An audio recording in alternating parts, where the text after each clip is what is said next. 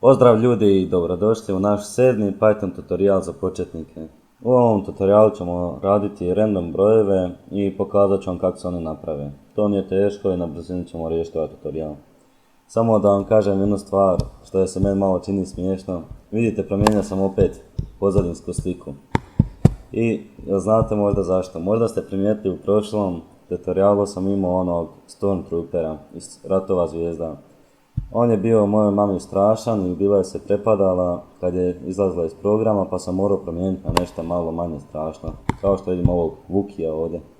Ništa, sam to htio reći. Idemo sad da vam pokažem kako se pravi random brojevi. Idemo otvoriti Python. I odemo u new file.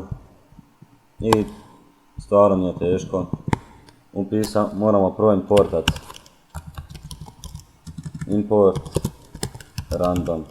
Znači to, s tim možemo, kad ovo importamo, znači unosimo, u Python dodajemo niz novih funkcija.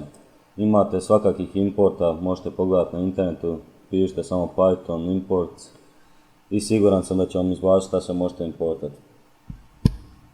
A sad kako da dobijemo taj random broj? Možemo sad napraviti neku varijablu, nazvat ćemo x, evo, stavit ćemo jednako, upisati random, rand int, otvorimo zagradu i traži od nas dva broja. Prvi broj traži nam od kojeg broja do kojeg broja nam može izbaciti nasumičan broj. Možemo upisati evo od 1 do 3. I sad da isprintamo x, ne x nego x, i stisnemo F5 i spremimo bilo kako.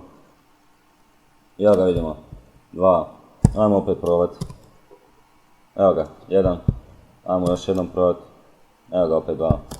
Sad vidite možemo povećati, možemo staviti od 0 do 100. I stisnemo F5 da vidimo sad hoće raditi. Evo ga vidimo, 73, ajmo opet probati, 77, 4, vidimo sve su nasumični brojevi i ovaj tutorial je bio veoma jednostavan, nadam se da vam se dopao.